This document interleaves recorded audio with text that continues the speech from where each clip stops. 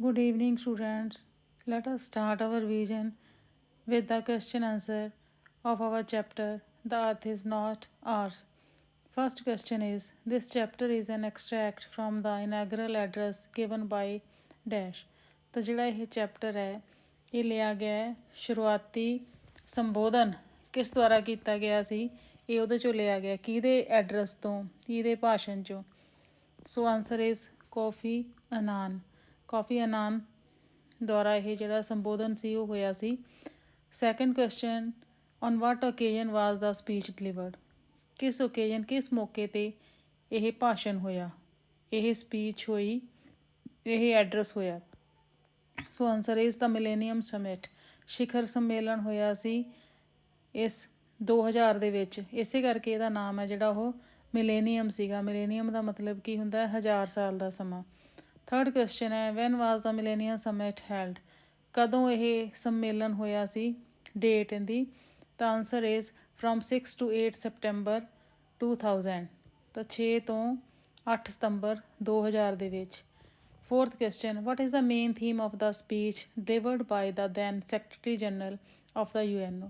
UNO ਦੇ ਜਿਹੜੇ secretary general ਸੀਗੇ ਉਹਨਾਂ ਦੁਆਰਾ ਇਹ ਜਿਹੜੀ ਸਪੀਚ ਦਿੱਤੀ ਗਈ ਸੀ ਤਾਂ ਇਸ ਦਾ ਮੇਨ ਥੀਮ ਕੀ ਸੀਗਾ ਇਸ ਦਾ ਮੇਨ ਥੀਮ ਸੀਗਾ ਬੇਟੇ ਗਲੋਬਲਾਈਜੇਸ਼ਨ ਐਂਡ ਇਟਸ ਇਸ਼ੂਜ਼ ਵਿਸ਼ਵੀਕਰਨ ਅਤੇ ਇਹਦੇ ਨਾਲ ਸੰਬੰਧਿਤ ਜਿਹੜੇ ਮਸਲੇ ਹੈ ਇਹਦੇ ਕੀ ਮਸਲੇ fifth question what is the meaning of globalization globalization ਦਾ ਅਰਥ ਕੀ ਹੈ close interaction between different countries first ਹੋ ਗਿਆ second option improved communication third ਹੋ ਗਿਆ ਐਕਸਚੇਂਜ ਆਫ ਟੈਕਨੋਲੋਜੀਜ਼ ਫੋਰਥ ਹੋ ਗਿਆ ਆਲ ਆਫ ਦਾ ਅਬਵ ਤਾਂ ਇਹ ਦੱਸਣਾ ਵੀ ਇਹਦਾ ਵਿਸ਼ਵੀਕਰਨ ਦਾ ਕੀ ਮਤਲਬ ਹੈ ਕੀ ਅਰਥ ਹੈ ਤਾਂ answer is all of the above ਤਿੰਨੋਂ ਹੀ ਗਲੋਬਲਾਈਜੇਸ਼ਨ ਦੇ ਮਤਲਬ 'ਚ ਆ ਜਾਂਦੇ ਆ ਜਿਵੇਂ close interaction between different countries ਅਲੱਗ-ਅਲੱਗ ਦੇਸ਼ਾਂ ਦੇ ਵਿੱਚ ਆਪਸੀ ਸੰਬੰਧ ਹੋਣੇ ਇੰਪਰੂਵਡ ਕਮਿਊਨੀਕੇਸ਼ਨ ਇੱਕ ਦੂਜੇ ਦੇ ਨਾਲ ਵਿਚਾਰ ਵਟਾਂਦਰਾ ਇੰਪਰੂਵ ਉਹਦੇ ਵਿੱਚ ਇੰਪਰੂਵਮੈਂਟ ਲਿਆਉਣੀ ਇੰਪਰੂਵ ਕਰਨਾ ਆਪਣੇ ਸੰਬੰਧਾਂ ਨੂੰ ਐਕਸਚੇਂਜ ਆਫ ਟੈਕਨੋਲੋਜੀਜ਼ ਟੈਕਨੋਲੋਜੀ ਤਕਨੀਕਾਂ ਦਾ ਆਦਾਨ ਪ੍ਰਦਾਨ ਇਹ ਤਿੰਨੋਂ ਚੀਜ਼ਾਂ ਹੀ ਗਲੋਬਲਾਈਜੇਸ਼ਨ ਵਿੱਚ ਆ ਜਾਂਦੀਆਂ sixth question what are the dangers of globalisation ਵਿਸ਼ਵੀਕਰਨ ਦੇ ਖਤਰੇ ਕੀ ਹੈ ਤਾਂ options are first narcotics terrorism third weapons all of the above fourth ਜਿਹੜਾ ਤੁਹਾਡਾ ਆਪਸ਼ਨ ਹੈ ਤੋ ਆਲ ਆਫ ਦਾ ਅਬਵ ਸਾਰੇ ਹੀ ਆ ਜਾਂਦੇ ਹੈ ਨਾਰਕੋਟਿਕਸ ਦਾ ਮਤਲਬ ਕੀ ਹੁੰਦਾ ਨਸ਼ਾ ਟੈਰਰਿਜ਼ਮ ਕੀ ਹੋ ਗਿਆ ਆਤੰਕਵਾਦ ਵੈਪਨਸ ਕੀ ਹੋ ਗਿਆ ਹਥਿਆਰ ਇਹ ਤਿੰਨੇ ਚੀਜ਼ਾਂ ਹੀ ਅੱਜ ਦੇ ਵਿਸ਼ਵ ਦੇ ਲਈ ਬਹੁਤ ਵੱਡਾ ਖਤਰਾ ਹਨ ਸੈਵਨਥ ਕੁਐਸਚਨ ਆ ਗਿਆ what are the benefits of globalization ਅਤੇ ਫਾਇਦੇ ਕੀ ਹੈ ਇਹਦੇ ਵਿਸ਼ਵੀਕਰਨ ਦੇ first faster growth second higher living standards fourth new opportunities or all of the above again answer all of the above ਤਾਂ ਕੀ ਬੈਨੀਫਿਟਸ ਹੈ ਆਪਾਂ ਨੂੰ ਕੀ ਇਹਦੇ ਫਾਇਦੇ ਹੈਗੇ ਹੈ ਫਾਸਟਰ ਗਰੋਥ ਜੇ ਵਿਸ਼ਵੀਕਰਨ ਹੋਊਗਾ ਇੱਕ ਦੂਜੇ ਦੇ ਨਾਲ ਚੰਗੇ ਸੰਬੰਧ ਹੋਣਗੇ ਸਾਰੇ ਦੇਸ਼ਾਂ ਦੇ ਆਪਸ ਦੇ ਵਿੱਚ ਤਾਂ ਫਾਸਟਰ ਗਰੋਥ ਹੋਊਗੀ ਵਿਕਾਸ ਦੇ ਵਿੱਚ ਵਾਧਾ ਹੋਊਗਾ ਹਾਇਰ ਲਿਵਿੰਗ ਸਟੈਂਡਰਡ ਲੋਕਾਂ ਦਾ ਜੇ ਗਰੋਥ ਹੋਊਗੀ ਤਾਂ ਲੋਕਾਂ ਦਾ ਜਿਹੜਾ ਸਟੈਂਡਰਡ ਆਫ ਲਿਵਿੰਗ ਹੈ ਰਹਿਣ ਸਹਿਣ ਦੀ ਜਿਹੜੀ ਹੈਗੀ ਹੈ ਤਾਂ ਰਹਿਣ ਸਹਿਣ ਦਾ ਸਟੈਂਡਰਡ ਹੈ ਜਿਹੜਾ ਉਹ ਵੀ ਉੱਚਾ ਹੋਊਗਾ ਉਹਦਾ ਪੱਧਰ ਸਟੈਂਡਰਡ ਦਾ ਮਤਲਬ ਪੱਧਰ ਤਾਂ ਰਹਿਣ ਸਹਿਣ ਦਾ ਪੱਧਰ ਵੀ ਬੰਦਿਆਂ ਦਾ ਉੱਚਾ ਹੋ ਜਾਊਗਾ ਨਿਊ ਅਪਰਚੁਨਿਟੀਜ਼ ਲੋਕਾਂ ਨੂੰ ਨਵੇਂ ਮੌਕੇ ਮਿਲਣਗੇ ਇਹ ਤਿੰਨੋਂ ਚੀਜ਼ਾਂ ਹੀ ਬੈਨੀਫਿਟਸ ਦੇ ਵਿੱਚ ਆ ਜਾਣਗੀਆਂ ਵਿਸ਼ਵੀਕਰਨ ਦੇ ਫਾਇਦੇ ਆਪਾਂ ਨੂੰ ਵੀ ਗਰੋਥ ਤੇਜ਼ ਹੋ ਜੂਗੀ ਲੋਕਾਂ ਦਾ ਸਟੈਂਡਰਡ ਵੱਧ ਜੂਗਾ ਅਤੇ ਲੋਕਾਂ ਨੂੰ ਨਵੇਂ ਮੌਕੇ ਮਿਲਣਗੇ ਹਰ ਚੀਜ਼ ਦੇ ਵਿੱਚ ਹੀ ਹਰ ਫੀਲਡ ਦੇ ਵਿੱਚ ਏਟਥ ਕੁਐਸਚਨ ਹੈ ਹੁਣ 3 global issues are freedom from dash and the freedom of future generations to survive on the earth 3 global issues 3 global ਮਸਲੇ ਕਿਹੜੇ ਹੈ ਇੱਕ ਤਾਂ ਦੱਸੋ ਕਹਿੰਦੇ ਫਿਲ ਇਨ ਦਾ ਬਲੈਂਕਸ ਹੈ ਫਰੀਡਮ ਫਰੋਮ ਡੈਸ਼ ਕਿਹਦੇ ਤੋਂ ਸੁਤੰਤਰਤਾ ਫਰੀਡਮ ਫਰੋਮ ਡੈਸ਼ ਅਗੇਨ ਹੋਰ ਕਿਹੜੀ ਚੀਜ਼ ਤੋਂ ਸੁਤੰਤਰਤਾ and the freedom of future generations to survive on the earth ਤਾਂ ਤੀਸਰਾ ਇਹਨਾਂ ਨੇ ਆਪਾਂ ਨੂੰ ਦੇਤਾ ਦੋ ਆਪਾਂ ਦੱਸਣੇ ਆ ਤੀਸਰਾ ਇਹਨਾਂ ਨੇ ਦੇਤਾ ਵੀ ਫਰੀਡਮ ਆਫ ਫਿਊਚਰ ਜਨਰੇਸ਼ਨ ਆਉਣ ਵਾਲੀਆਂ ਜਿਹੜੀਆਂ ਪੀੜ੍ਹੀਆਂ ਹੈਗੀਆਂ ਉਹਨਾਂ ਨੂੰ ਸੁਤੰਤਰਤਾ ਮਿਲੇ ਟੂ ਸਰਵਾਈਵ ਔਨ ਦਾ ਅਰਥ ਆਪਣੇ ਆਪ ਨੂੰ ਇਸ ਧਰਤੀ ਦੇ ਉੱਪਰ ਉਹ ਸਰਵਾਈਵ ਕਰ ਸਕਣ, ਬਚਾ ਕੇ ਰੱਖ ਸਕਣ। 2 ਹੋਰ ਆਪਾਂ ਦੱਸਣੇ ਹੈ ਵੀ ਕਿਹੜੀ ਸੁਤੰਤਰਤਾ ਦੀ ਗੱਲ ਕਰਦੇ ਆ। ਵਾਂਟ ਫੀਅਰ, ਵੀ ਫਰੀडम फ्रॉम वांट और फ्रीडम फ्रॉम फीयर, या फिर सक्सेस चैलेंज, या फिर फ्रीडम फ्रॉम सक्सेस और फ्रीडम फ्रॉम चैलेंज, और फ्रीडम फ्रॉम क्राइम और freedom from weapon. None of the above, या इन्हां चों कोई भी नहीं। Answer is want and fear. So three global issues are freedom from want, next freedom from fear, ਤਾਂ ਥਰਡ ਉਹਨਾਂ ਨੇ ਦੇ ਹੀ ਦਿੱਤਾ। ਤਾਂ ਫਿਰ ਕਾਹਦੇ ਤੋਂ ਸੁਤੰਤਰਤਾ? ਇੱਕ ਤਾਂ ਇਨਸਾਨ ਨੂੰ ਆਪਣੀ ਚਾਹਤ ਤੋਂ ਆਜ਼ਾਦੀ ਹੋਵੇ, ਸੈਕਿੰਡ ਉਹਨਾਂ ਨੂੰ ਡਰ ਤੋਂ ਆਜ਼ਾਦੀ ਹੋਵੇ। ਇਹ ਚੀਜ਼ਾਂ, ਅਤੇ ਤੀਜੀ ਦੱਸ ਹੀ ਦਿੱਤੀ ਵੀ ਉਹਨਾਂ ਨੂੰ ਆਉਣ ਵਾਲੀਆਂ ਪੀੜ੍ਹੀਆਂ ਨੂੰ ਇੱਥੇ ਸੁਰੱਖਿਅਤ ਰਹਿਣ ਦੀ ਆਜ਼ਾਦੀ ਹੋਵੇ। 9th ਕੁਐਸਚਨ ਆ ਗਿਆ ਆਪਣਾ, more than half of the population has the basic worries like from where their children's next meal is coming, true or false? true false ਹੈ, ਸਹੀ ਗਲਤ? ਕਹਿੰਦੇ more than half of the population, ਘੱਟੋ ਘੱਟ ਅੱਧੀ ਜਨਰੇਸ਼ਨ ਨੂੰ ਇਹ ਖਤਰਾ ਹੈ। has the basic worries, ਮਤਲਬ ਮੂਲ ਜਿਹੜੀਆਂ ਹੈਗੀਆਂ ਵਰੀਜ਼, ਚਿੰਤਾਵਾਂ ਉਹਨਾਂ ਨੂੰ ਹੈਗੀਆਂ, ਜਿਵੇਂ ਵੀ from where their children's next meal is coming, ਕਿ ਆਉਣ ਵਾਲੇ ਟਾਈਮ 'ਚ ਉਹਨਾਂ ਦੇ ਬੱਚਿਆਂ ਨੂੰ ਕਈ ਮਤਲਬ ਕਹਿੰਦਾ ਇੰਨੇ ਗਰੀਬ ਬੰਦੇ ਹੈ ਵੀ ਉਹਨਾਂ ਨੂੰ ਇਹ ਨਹੀਂ ਪਤਾ ਵੀ ਜਿਹੜਾ ਇੱਕ ਟਾਈਮ ਦਾ ਤਾਂ ਅਸੀਂ ਖਾ ਲਿਆ ਅਤੇ ਅਗਲੇ ਟਾਈਮ ਦਾ ਭੋਜਨ ਹੈ ਜਿਹੜਾ ਉਹ ਕਿੱਥੋਂ ਆਊਗਾ। ਵੀ ਬਹੁਤੀ ਜਿਹੜੀ ਜਨਤਾ ਹੈਗੀ ਹੈ, ਘੱਟੋ ਘੱਟ ਹਾਫ ਪਾਪੂਲੇਸ਼ਨ ਜਿਹੜੀ ਹੈਗੀ ਹੈ, ਉਹਨਾਂ ਨੂੰ ਇਹੀ ਮੇਨ ਖਾਣ ਦੀ ਵੀ ਚਿੰਤਾ, ਮਤਲਬ ਉਹਨਾਂ ਨੂੰ ਪ੍ਰੋਪਰ ਮੀਲ ਵੀ ਜਿਹੜਾ ਹੈਗਾ ਤਿੰਨੋਂ ਟਾਈਮ ਪ੍ਰਾਪਤ ਨਹੀਂ ਹੁੰਦਾ। ਕੀ ਇਹ ਗੱਲ ਸਹੀ ਹੈ ਕਿ ਗਲਤ ਹੈ? ਟਰੂ ਹੈ, ਬਿਲਕੁਲ ਸਹੀ ਹੈ। We more than half of the population ਉਹਨਾਂ ਨੂੰ ਇਹ ਬੇਸਿਕ ਵਰੀਜ਼ ਹੈਗੀਆਂ, ਜਿਨ੍ਹਾਂ ਵਿੱਚੋਂ ਇੱਕ ਇਹ ਵੀ ਹੈਗੀ ਹੈ ਵੀ ਇੱਕ ਦਿਨ ਦਾ ਅਸੀਂ ਭੋਜਨ ਇੱਕ ਟਾਈਮ ਦਾ ਖਾ ਲਿਆ ਅਤੇ ਨੈਕਸਟ ਟਾਈਮ ਦਾ ਜਿਹੜਾ ਭੋਜਨ ਹੈ ਉਹ ਹੁਣ ਕਿੱਥੋਂ ਆਊਗਾ, ਇੰਨੀ ਕਮਾਈ ਹੈ ਨਹੀਂ ਉਹਨਾਂ ਨੂੰ। Our 10th question is, in the last decade, internal wars have claimed more than 5 million lives. ਤਾਂ ਪਿਛਲੇ ਲਾਸਟ ਡਿਕੇਡ ਮੀਨਸ ਪਿਛਲੇ ਦਹਾਕੇ ਦੇ ਵਿੱਚ ਇੰਟਰਨਲ ਵਾਰਸ, ਅੰਦਰੂਨੀ ਜੰਗਾਂ ਨੇ have claimed more than 5 millions, 50 lakh ਲੋਕਾਂ ਦੀ ਜਾਨ ਲੈ ਲਈ। ਟਰੂ ਔਰ ਫਾਲਸ, ਸਹੀ ਕਿ ਗਲਤ? ਟਰੂ ਹੈ, ਇਹ ਬਿਲਕੁਲ ਸਹੀ ਗੱਲ ਹੈ। 11th question, most conflicts happen in dash countries, poor or rich? most conflicts means ਝਗੜੇ, happen means ਹੁੰਦੇ ਆ, ਵਾਪਰਦੇ ਹੈ। ਤਾਂ ਬਹੁਤ ਸਾਰੇ ਜਿਹੜੇ ਝਗੜੇ ਹੈਗੇ ਹੈ ਉਹ ਵਾਪਰਦੇ ਹੈ ਪੂਅਰ ਕਿ ਰਿਚ ਕੰਟਰੀਜ਼ ਦੇ ਵਿੱਚ। ਸੋ ਪੂਅਰ ਕੰਟਰੀਜ਼ ਦੇ ਵਿੱਚ ਝਗੜੇ ਹੁੰਦੇ ਹੈ। Where power and wealth are dash distributed, unfairly distributed means ਵੰਡਿਆ ਹੋਇਆ। ਤਾਂ ਜਿਹੜੇ ਬਹੁਤੇ ਝਗੜੇ ਆ ਕਹਿੰਦੇ ਗਰੀਬ ਦੇਸ਼ਾਂ ਦੇ ਵਿੱਚ ਵਾਪਰਦੇ ਹੈ, ਜਿੱਥੇ ਜਿਹੜੀ ਪਾਵਰ ਅਤੇ ਵੈਲਥ, ਜਿੱਥੇ ਸ਼ਕਤੀ ਅਤੇ ਧਨ ਦਾ ਅਨਫੇਅਰਲੀ ਬਰਾਬਰ ਵਟਾਂਦਰਾ ਜਿਹੜਾ ਹੈਗਾ ਡਿਸਟਰੀਬਿਊਟ ਨਹੀਂ ਵੰਡਿਆ ਜਾਂਦਾ। ਉਹਨਾਂ ਦੇ ਵਿੱਚ ਜਿਹੜੀ ਪਾਵਰ ਹੈ ਅਤੇ ਵੈਲਥ ਹੈ ਉਹ ਬਰਾਬਰ ਨਹੀਂ ਵੰਡੀ ਜਾਂਦੀ, ਉਹਨਾਂ ਦੀ ਡਿਸਟਰੀਬਿਊਸ਼ਨ ਬਰਾਬਰ ਨਹੀਂ ਹੈਗੀ, ਅਨਫੇਅਰਲੀ ਹੈ। ਇਸ ਕਰਕੇ ਗਰੀਬ ਕੰਟਰੀਜ਼ ਦੇ ਵਿੱਚ ਇਹ ਝਗੜੇ ਅਕਸਰ ਹੁੰਦੇ ਆ, ਜ਼ਿਆਦਾ ਵਾਪਰਦੇ ਆ। 12th question, we must preserve dash to sustain life on the earth.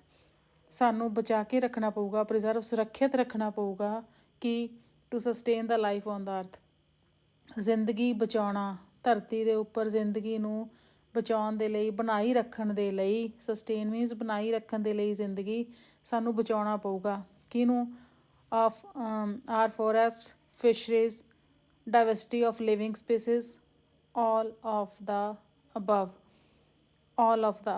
ਤਾਂ ਇਹਨਾਂ ਸਾਰੀਆਂ ਚੀਜ਼ਾਂ ਨੂੰ ਸਾਨੂੰ ਬਚਾਉਣਾ ਪਊਗਾ ਜੇ ਅਸੀਂ ਧਰਤੀ ਦੇ ਉੱਪਰ ਜੀਵਨ ਚਾਹੁੰਦੇ ਹਾਂ। ਕਿਹੜੀਆਂ ਚੀਜ਼ਾਂ? ਫੋਰੈਸਟ, ਸਾਡੇ ਜੰਗਲ ਬਚਾਓ, ਫਿਸ਼ਰੀਜ਼, ਮੱਛੀ ਪਾਲਣ ਬਚਾਓ, ਡਾਇਵਰਸਿਟੀ ਆਫ ਲਿਵਿੰਗ ਸਪੀਸੀਜ਼, ਜਿਹੜੀਆਂ ਜਿਉਂਦੀਆਂ ਸਪੀਸੀਜ਼ ਹੈਗੀਆਂ, ਸ਼੍ਰੇਣੀਆਂ ਹੈਗੀਆਂ ਇੱਥੇ ਕਿਸੇ ਵੀ ਤਰ੍ਹਾਂ ਦੀਆਂ, ਭਾਵੇਂ ਵਿਭਿੰਨਤਾ, ਭਿੰਨ ਤਰ੍ਹਾਂ ਦੀਆਂ ਜਿਹੜੀਆਂ ਜਿਉਂਦੀਆਂ ਇੱਥੇ ਸਪੀਸੀਜ਼ ਹੈਗੀਆਂ ਉਹਨਾਂ ਨੂੰ ਬਚਾਉਣਾ। ਇਹ ਸਾਰੀਆਂ ਚੀਜ਼ਾਂ ਸਾਨੂੰ ਬਚਾ ਕੇ ਰੱਖਣੀਆਂ ਪੈਣਗੀਆਂ, ਇਹਨਾਂ ਨੂੰ ਧਿਆਨ ਰੱਖਣਾ ਪਊਗਾ, ਇਹਨਾਂ ਨੂੰ ਸੁਰੱਖਿਅਤ ਰੱਖਣਾ ਪਊਗਾ ਜੇ ਅਸੀਂ ਲਾਈਫ ਨੂੰ ਅਰਥ ਦੇ ਉੱਪਰ ਸਸਟੇਨ ਕਰਨਾ ਚਾਹੁੰਦੇ ਹਾਂ, ਵੀ ਜੀਵਨ ਇਹਦੇ ਉੱਤੇ ਬਣਿਆ ਰਵੇ। ਨੈਕਸਟ ਕੁਐਸਚਨ, ਟੂ ਸੇਵ ਆ ਪਲੈਨਟ ਵੀ ਸ਼ੁੱਡ, ਆਪਣੇ ਪਲੈਨਟ, ਆਪਣੇ ਗ੍ਰਹਿ ਨੂੰ ਬਚਾਉਣ ਵਾਸਤੇ ਵੀ ਸ਼ੁੱਡ, ਸਾਨੂੰ ਕੀ ਕਰਨਾ ਚਾਹੀਦਾ ਹੈ? ਇਹ ਡਿਸਕਰੇਜ ਪੋਲਿਊਸ਼ਨ ਨੂੰ ਘਟਾਓ, ਡਿਸਕਰੇਜ ਕਰੋ। B, reduce over consumption of non-renewable resources, reduce ਘੱਟ ਕਰੋ। ਓਵਰ ਕੰਜ਼ੰਪਸ਼ਨ ਜਿਹੜੀ ਆਪਾਂ ਬਹੁਤ ਜ਼ਿਆਦਾ ਵਰਤ ਜਾਂਦੇ ਹਾਂ, ਕਿਹਨਾਂ ਨੂੰ ਖਪਤ ਕਰਦੇ ਹਾਂ, ਓਵਰ ਹੀ ਖਪਤ ਕਰ ਜਾਂਦੇ ਹਾਂ ਇਹਨਾਂ ਦੀ। ਨਾਨ ਰੀਨੇਬਲ ਜਿਨ੍ਹਾਂ ਨੂੰ ਦੁਬਾਰਾ ਪੈਦਾ ਨਹੀਂ ਕੀਤਾ ਜਾ ਸਕਦਾ, ਇਹੋ ਜਿਹੇ ਸੋਮੇ ਕਈ ਹੈਗੇ ਜਿਨ੍ਹਾਂ ਨੂੰ ਅਸੀਂ ਦੁਬਾਰਾ ਨਹੀਂ ਬਣਾ ਸਕਦੇ, ਜੇ ਇੱਕ ਵਾਰੀ ਖ਼ਤਮ ਹੋ ਗਏ ਤਾਂ ਉਹਨਾਂ ਦੀ ਕੰਜ਼ੰਪਸ਼ਨ, ਉਹਨਾਂ ਦੀ ਖਪਤ ਘੱਟ ਕਰੋ। ਔਰ ਇਨਕਰੇਜ ਇਕੋ ਫਰੈਂਡਲੀ ਪ੍ਰੈਕਟਿਸਿਸ, ਅਤੇ ਆਪਾਂ ਨੂੰ ਵਧਾਵਾ ਦੇਣਾ ਚਾਹੀਦਾ, ਇਨਕਰੇਜ ਕਰਨਾ ਚਾਹੀਦਾ ਹੈ ਇਕੋ ਫਰੈਂਡਲੀ ਪ੍ਰੈਕਟਿਸਿਸ। ਇੱਦਾਂ ਦੀਆਂ ਅਸੀਂ ਆਪਦੀਆਂ ਆਦਤਾਂ ਅਪਣਾਈਏ ਜਿਹੜੀਆਂ ਕਿ ਵਾਤਾਵਰਣ ਦੇ ਅਨੁਕੂਲ ਹੋਣ, ਇਕੋ ਫਰੈਂਡਲੀ ਹੋਣ। ਇਹਨਾਂ 'ਚੋਂ ਕਿਹੜਾ ਆਊਗਾ? ਆਲ ਆਫ ਦਾ ਅਬਾਵ। ਇਹ ਸਾਰਾ ਕੁਛ ਹੀ ਕਰਨਾ ਪਊਗਾ। ਪੋਲਿਊਸ਼ਨ ਵੀ ਘਟਾਉਣਾ ਪਊਗਾ ਸਾਨੂੰ ਪਲੈਨਟ ਨੂੰ ਸੇਵ ਕਰਨ ਵਾਸਤੇ। ਸਾਨੂੰ ਨਵਿਆਉਣਯੋਗ ਜਿਹੜੇ ਸਾਧਨ ਹੈਗੇ ਹੈ ਉਹਨਾਂ ਦੀ ਖਪਤ ਹੈ ਜਿਹੜੀ ਉਹ ਘਟਾਉਣੀ ਪਊਗੀ। ਬੇਫਜ਼ੂਲ ਉਹਦੀ ਨਾ ਕੀਤੀ ਜਾਵੇ, ਫਜ਼ੂਲ ਨਾ ਗਵਾਇਆ ਜਾਵੇ ਉਹਨਾਂ ਨੂੰ। ਇਕੋ ਫਰੈਂਡਲੀ ਜਿਹੜੀਆਂ ਹੈਗੀਆਂ ਆਦਤਾਂ ਹੈਗੀਆਂ ਜਿਹੜੀਆਂ ਉਹ ਆਪਾਂ ਨੂੰ ਅਪਣਾਉਣੀਆਂ ਪੈਣੀਆਂ, ਜਿਹਦੇ ਨਾਲ ਆਪਾਂ ਵਾਤਾਵਰਣ ਦੇ ਨੇੜੇ ਰਹਿ ਸਕੀਏ, ਕੁਦਰਤ ਦੇ ਨੇੜੇ ਰਹਿ ਸਕੀਏ, ਇਕੋ ਫਰੈਂਡਲੀ ਹੋਣ। ਚਲੋ ਜੀ, next question. The earth is not ours means. Earth is not ours ਦਾ ਮਤਲਬ ਕੀ ਹੈ? It belongs to Martians, it belongs to our coming generations. So ਧਰਤੀ ਸਾਡੀ ਨਹੀਂ ਹੈ, ਤਾਂ ਮਤਲਬ ਕੀ ਹੈ? ਵੀ ਇਹ ਮਾਰਸ਼ੀਅਨਸ ਦੀ ਹੈ ਜਾਂ ਫਿਰ ਇਹ ਸਾਡੇ ਆਉਣ ਵਾਲੀਆਂ ਪੀੜ੍ਹੀਆਂ ਦੀ ਹੈ। ਤਾਂ ਇਹਦਾ ਮਤਲਬ ਕੀ ਹੈ? ਵੀ ਇਹ ਸਾਡੀਆਂ ਆਉਣ ਵਾਲੀਆਂ ਪੀੜ੍ਹੀਆਂ ਦੀ ਹੈ। ਸਾਡੇ ਆਉਣ ਵਾਲੀਆਂ ਜਿਹੜੀਆਂ ਜਨਰੇਸ਼ਨਸ ਹੈ ਉਹ ਵੀ ਇਸ ਧਰਤੀ 'ਤੇ ਰਹਿਣਗੀਆਂ। ਤਾਂ ਇਹ ਧਰਤੀ ਸਾਡੀ ਨਹੀਂ ਵੀ ਅਸੀਂ ਇਹਨੂੰ ਸਾਰਾ ਕੁਛ ਹੁਣੇ ਹੀ ਖ਼ਤਮ ਕਰਕੇ ਅਤੇ ਆਪ ਇੱਥੋਂ ਤੁਰਦੇ ਬਣੀਏ ਅਤੇ ਇੱਥੇ ਆਉਣ ਵਾਲੇ ਬੰਦਿਆਂ ਲਈ ਆਪਾਂ ਕੁਛ ਵੀ ਨਾ ਛੱਡੀਏ। ਉਹਨਾਂ ਦਾ ਹੱਕ ਹੈ ਇੱਥੇ ਆਉਣ ਵਾਲੇ ਜਨਰੇਸ਼ਨਸ ਦਾ। It belongs to a coming generations. 15th question. For whom should we hold the earth. ਸਾਨੂੰ ਕਿਸ ਲਈ ਧਰਤੀ ਨੂੰ ਹੋਲਡ ਕਰਕੇ ਰੱਖਣਾ, ਅਸੀਂ ਕਿਵੇਂ ਇਹਨੂੰ ਬਣਾ ਕੇ ਰੱਖਣਾ ਹੈ? ਫਾਰ ਹੂਮ ਸ਼ੁੱਡ, ਕਿਸ ਲਈ ਅਸੀਂ ਇਸ ਧਰਤੀ ਨੂੰ ਪਕੜ ਕੇ ਰੱਖਣਾ। ਕਹਿਣ ਦਾ ਮਤਲਬ ਸਹੀ ਤਰੀਕੇ ਨਾਲ ਇਹਨੂੰ ਰੱਖਣਾ ਹੈਗਾ। ਆਵਰ ਡਿਸੈਂਡੈਂਟਸ, ਸਾਡੇ ਆਉਣ ਵਾਲੇ, ਸਾਡੀਆਂ ਜਨਰੇਸ਼ਨਸ ਨੇ, ਸਾਡੇ ਪੂਰਵਜ, ਸਾਡੇ ਐਨਸੈਸਟਰਸ ਨੇ ਸਾਨੂੰ ਦਿੱਤੀ ਹੈ, ਸਾਡੇ ਲਈ ਦੇ ਕੇ ਗਏ ਆ, ਬਹੁਤ ਕੁਝ ਛੱਡ ਕੇ ਗਏ ਹੈ। ਸੋ ਅਸੀਂ ਵੀ ਇੱਦਾਂ ਦੇ ਅਰੇਂਜਮੈਂਟ ਕਰਨੇ ਹੈ ਕਿ ਅਸੀਂ ਆਪਦੇ ਡਿਸੈਂਡੈਂਟ ਦੇ ਲਈ ਇਹੀ ਸਾਰਾ ਕੁਝ ਛੱਡ ਕੇ ਜਾਈਏ ਜਿਹੜੇ ਸਾਡੇ ਲਈ ਐਨਸੈਸਟਰਸ ਛੱਡ ਕੇ ਗਏ ਹੈ। Next question. Millennium means. Millennium ਦਾ ਕੀ ਮਤਲਬ ਹੈ? 100 years, 10 years, 50 years, 1000 years। ਸੋ ਇਹਦਾ ਮਤਲਬ ਹੈ 1000 ਸਾਲ ਦਾ ਸਮਾਂ, 1000 years। 17th question. United Nation charter was adopted in. United Nation, ਸੰਯੁਕਤ ਜਿਹੜੇ ਰਾਸ਼ਟਰ ਹੈ ਉਹਦਾ ਚਾਰਟਰ ਕਦੋਂ ਇਹਨਾਂ ਨੇ ਅਡੋਪਟ ਕੀਤਾ, ਕਦੋਂ ਗ੍ਰਹਿਣ ਕੀਤਾ ਸੀਗਾ? 1945, 1876, 1962, 1943। ਸੋ 1945 is the correct answer. United Nations Charter was adopted in 1945. What is the meaning of globalization? ਹੁਣ ਤੁਹਾਡੇ ਸ਼ਾਰਟ ਆਨਸਰ ਟਾਈਪ ਕੁਐਸਚਨਸ ਹੈ, 1 to 2 ਲਾਈਨਸ ਦੇ ਇਹਦੇ ਆਨਸਰਸ ਦੇਣੇ ਹੈਗੇ ਹੈ। First question. What is the meaning of globalization? Globalization ਦਾ ਕੀ ਮਤਲਬ ਹੈ? It means close interaction between different countries, improved communication and exchange of technologies.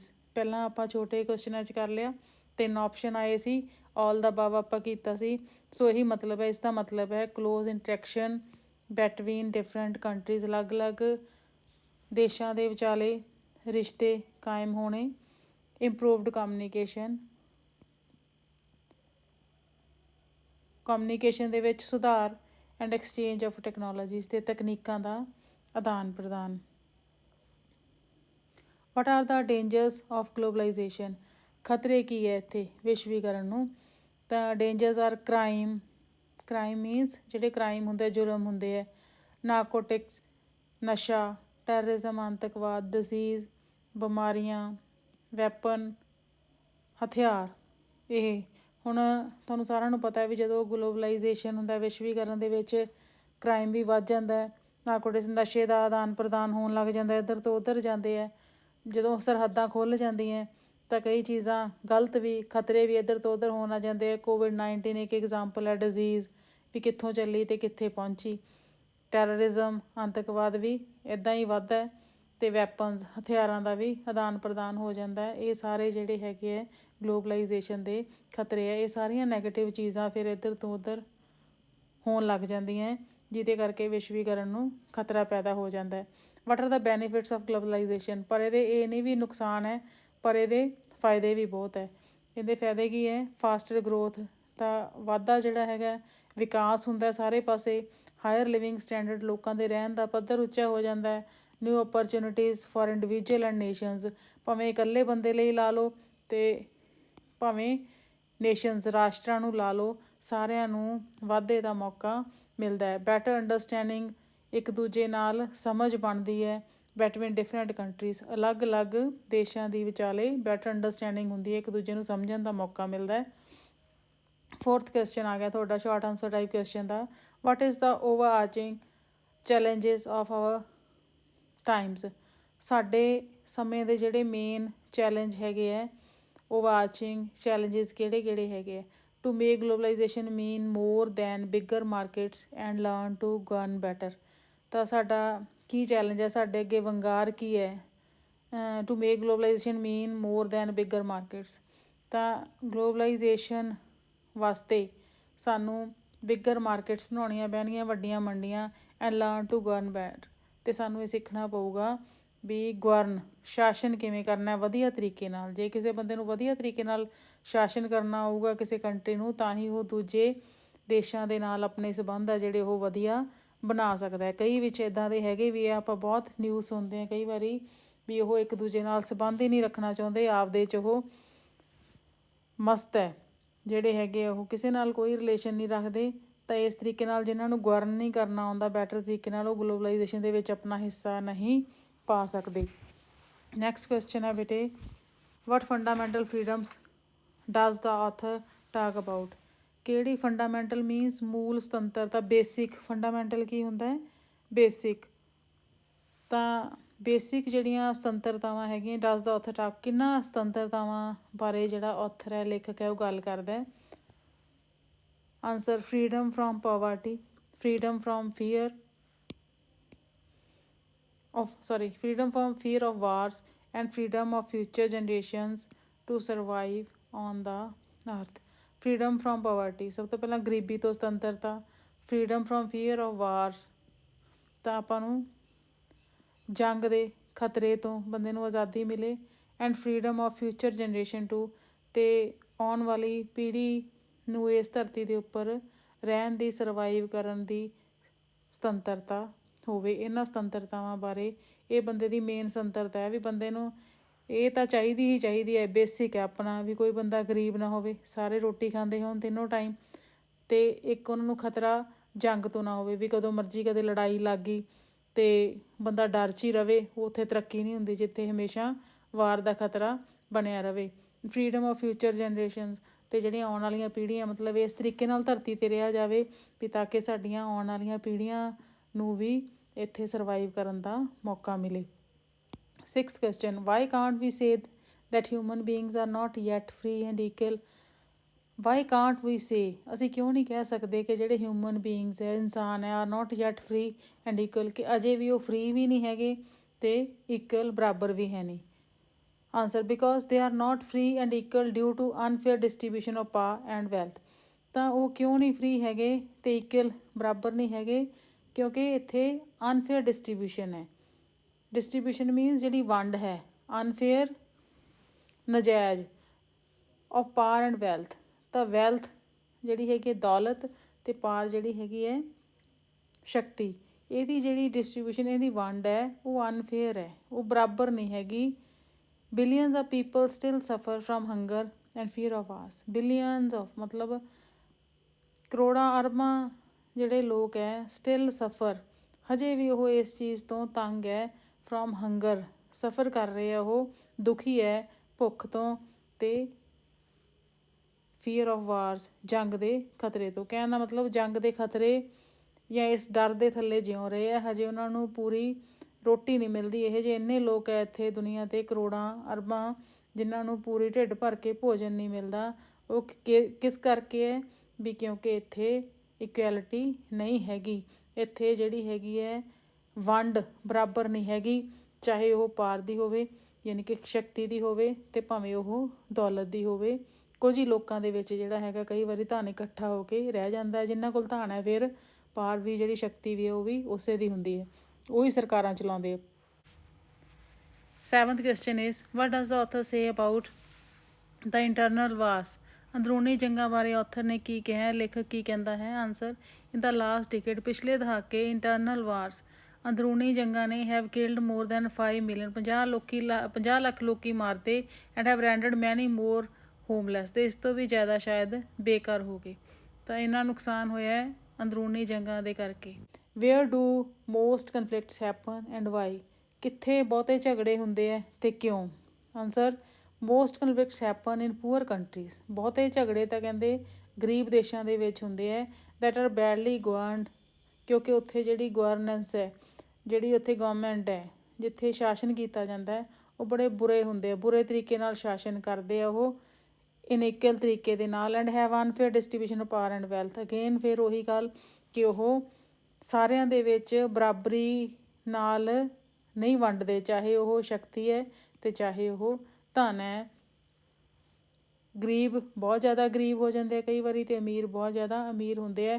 ਉਹ ਸਿਰਫ ਇਸੇ ਕਰਕੇ ਹੁੰਦੇ ਆ ਵੀ ਜਿਹੜੀ ਉੱਥੋਂ ਦੀ ਸਰਕਾਰ ਆ ਉਹ ਬੈਡਲੀ ਗਵਰਨਡ ਹੁੰਦੀ ਹੈ, ਵਧੀਆ ਤਰੀਕੇ ਨਾਲ ਉਹ ਸ਼ਾਸਨ ਨਹੀਂ ਕਰਦੀ ਹੈਗੀ।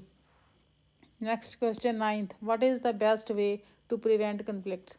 ਤਾਂ ਸਾਰਿਆਂ ਨਾਲੋਂ ਵਧੀਆ ਤਰੀਕਾ ਕੀ ਹੈ? ਪ੍ਰੀਵੈਂਟ ਮੀਨਸ ਜੇ ਬਚਾਉਣਾ ਹੋਵੇ, ਪ੍ਰੀਵੈਂਟ ਰੋਕਣਾ ਹੋਵੇ, ਕਨਫਲਿਕਟਸ ਝਗੜਿਆਂ ਨੂੰ ਰੋਕਣਾ ਹੋਵੇ, ਝਗੜਿਆਂ ਤੋਂ ਬਚਾਅ ਵਾਸਤੇ ਕਿਹੜਾ ਤਰੀਕਾ ਹੈ? The best way is to promote a political arrangement. ਤਾਂ ਇੱਦਾਂ ਦਾ ਰਾਜਨੀਤਿਕ ਅਰੇਂਜਮੈਂਟ ਪ੍ਰਬੰਧ ਕੀਤਾ ਜਾਵੇ where all groups are fairly represented and given equal human rights, ਜਿੱਥੇ ਸਾਰੇ ਗਰੁੱਪਸ ਜਿਹੜੇ ਹੈਗੇ ਆ ਸਾਰੀਆਂ ਸ਼੍ਰੇਣੀਆਂ ਦੇ ਆਰ ਫੇਅਰਲੀ ਰਿਪਰੈਜ਼ੈਂਟਡ, ਸਾਰਿਆਂ ਨੂੰ ਮੌਕਾ ਮਿਲੇ ਰਿਪਰੈਜ਼ੈਂਟ ਕਰਨ ਦਾ, and given equal human rights, ਅਤੇ ਸਾਰਿਆਂ ਨੂੰ ਬਰਾਬਰ ਇਨਸਾਨੀ ਜਿਹੜੇ ਹੈਗੇ ਆ ਮਾਨਵ ਰਾਈਟਸ ਅਧਿਕਾਰ ਮਿਲਣ। ਫਿਰ ਜਿਹੜਾ ਹੈਗਾ ਇਹ ਕੌਨਫਲਿਕਟਸ ਹੈ ਜਿਹੜੇ ਉਹ ਇਹਨਾਂ ਤੋਂ ਬਚਿਆ ਜਾ ਸਕਦਾ ਹੈ ਜਾਂ ਘਟਾਇਆ ਜਾ ਸਕਦਾ ਇਹਨਾਂ ਨੂੰ। 10th question, what is the third fundamental freedom? Third fundamental freedom ਹੈ ਜਿਹੜੀ ਉਹ ਕਿਹੜੀ ਹੈ? ਤੀਜਾ ਜਿਹੜਾ ਆਪਣਾ ਮੌਲਿਕ ਸੁਤੰਤਰਤਾ ਕਿਹੜੀ ਹੈ? It is the freedom of future generation to sustain their lives on the earth. ਇਹ ਹੈਗੀ ਹੈ ਵੀ ਆਉਣ ਵਾਲੀਆਂ ਫਿਊਚਰ ਜਨਰੇਸ਼ਨ, ਸਾਡੀਆਂ ਜਿਹੜੀਆਂ ਆਉਣ ਵਾਲੀਆਂ ਪੀੜ੍ਹੀਆਂ ਹੈਗੀਆਂ, ਉਹਨਾਂ ਨੂੰ ਧਰਤੀ ਦੇ ਉੱਪਰ ਲਾਈਵਸ ਰਹਿਣ ਦੀ, ਆਪਣੀ ਜ਼ਿੰਦਗੀ ਬਣਾਈ ਰੱਖਣ ਦੀ ਸੁਤੰਤਰਤਾ ਦਿੱਤੀ ਜਾਵੇ, ਮੌਕੇ ਮਿਲਣ ਬਰਾਬਰ ਉਹਨਾਂ ਨੂੰ। 11th question, how is the third fundamental freedom threatened? Third ਜਿਹੜੀ ਫੰਡਾਮੈਂਟਲ ਫਰੀਡਮ ਹੈਗੀ ਹੈ, ਮੌਲਿਕ ਜਿਹੜੀ ਸੁਤੰਤਰਤਾ ਹੈਗੀ ਹੈ, ਉਹਨੂੰ ਕਿਵੇਂ ਖਤਰਾ ਹੈ? It is threatened by deforestations, unsustainable practices of polluting the environment and over consumption of non renewable sources. ਕਾਹਦਾ ਡਰ ਵਧਿਆ ਪਿਆ? ਡੀਫੋਰੈਸਟੇਸ਼ਨ ਹੋਈ ਪਈ ਹੈ, ਜੰਗਲ ਕੱਟੇ ਜਾ ਰਹੇ ਆ ਲਗਾਤਾਰ।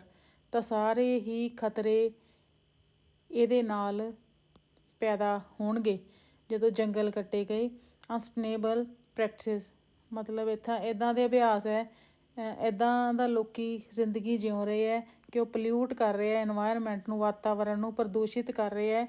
ਐਂਡ ਓਵਰ ਕੰਜ਼ੰਪਸ਼ਨ, ਅਤੇ ਫਜ਼ੂਲ ਖਪਤ ਹੋ ਰਹੀ ਹੈ ਉਹਨਾਂ ਸੋਰਸਿਸ ਦੀ ਜਿਨ੍ਹਾਂ ਨੂੰ ਰੀਨਿਊ ਦੁਆਰਾ ਨਹੀਂ ਪੈਦਾ ਕੀਤਾ ਜਾ ਸਕਦਾ। ਇਹਨਾਂ ਚੀਜ਼ਾਂ ਕਰਕੇ ਇਹ ਜਿਹੜਾ ਹੈਗਾ ਖਤਰਾ ਵੱਧ ਰਿਹਾ। ਇਹ ਮੇਨ ਜਿਹੜਾ ਡਰ ਹੈ ਉਹਨਾਂ ਦੀ ਸੁਤੰਤਰਤਾ ਨੂੰ, ਥਰਡ ਜਿਹੜਾ ਫੰਡਾਮੈਂਟਲ ਫਰੀਡਮ ਥ੍ਰੈਟਨਡ ਹੈ।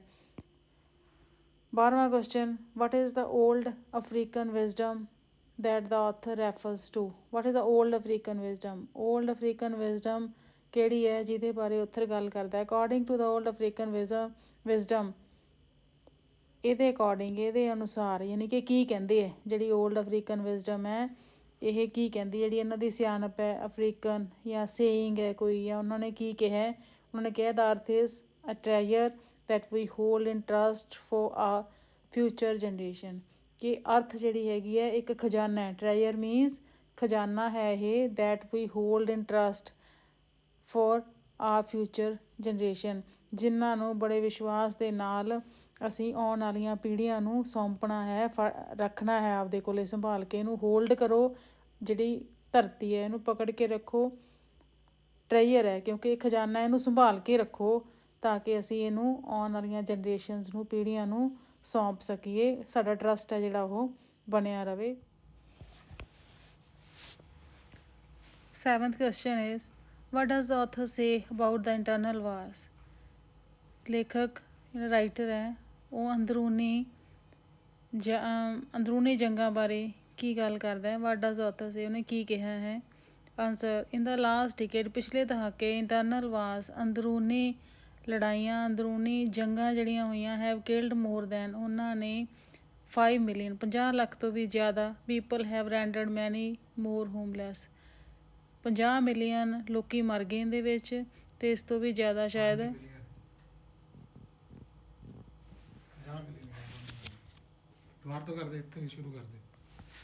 7th question is, what does the author say about the internal wars? ਅੰਦਰੂਨੀ ਜੰਗਾਂ ਬਾਰੇ ਆਥਰ ਨੇ ਕੀ ਕਿਹਾ ਹੈ।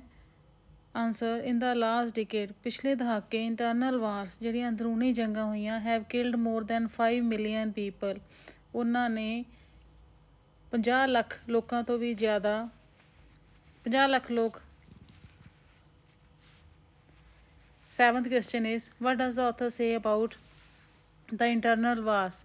ਅੰਦਰੂਨੀ ਜੰਗਾਂ ਬਾਰੇ ਆਥਰ ਨੇ ਕੀ ਕਿਹਾ, ਲੇਖਕ ਕੀ ਕਹਿੰਦਾ ਹੈ। ਆਂਸਰ, ਇਨ ਦਾ ਲਾਸਟ ਡਿਕੇਡ, ਪਿਛਲੇ ਦਹਾਕੇ, ਇੰਟਰਨਲ ਵਾਰਸ, ਅੰਦਰੂਨੀ ਜੰਗਾਂ ਨੇ, have killed more than 5 million, 50 lakh ਲੋਕੀ ਮਾਰਦੇ, ਐਂਡ ਹੈਵ ਰੈਂਡਰਡ ਮੈਨੀ ਮੋਰ ਹੋਮਲੈਸ, ਅਤੇ ਇਸ ਤੋਂ ਵੀ ਜ਼ਿਆਦਾ ਸ਼ਾਇਦ ਬੇਘਰ ਹੋ ਗਏ। ਤਾਂ ਇੰਨਾ ਨੁਕਸਾਨ ਹੋਇਆ ਹੈ ਅੰਦਰੂਨੀ ਜੰਗਾਂ ਦੇ ਕਰਕੇ। ਅੱਜ ਦੇ ਲਈ ਇੰਨਾ ਹੀ। Take care, bye bye, thank you so much.